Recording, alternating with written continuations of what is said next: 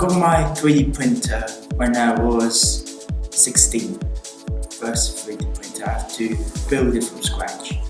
I do design on a computer for an hour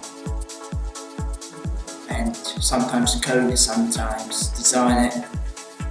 I use different programs to look at names, detail, photos. I didn't have the printer, so I had to, if you buy the object, it's expensive, like £65 for one. When you do programming, it's media.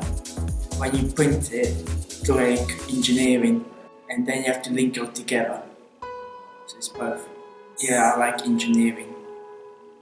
Doing oil change, you know how to change the oil, but you know how to. I printed sometimes bolts for oil screws. And I got a whole engine at home, but I can't bring it in, it's too big.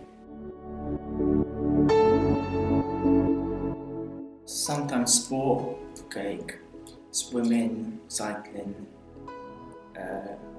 go-karting, that's it. It's very enjoyable college. It's very fun, good lessons.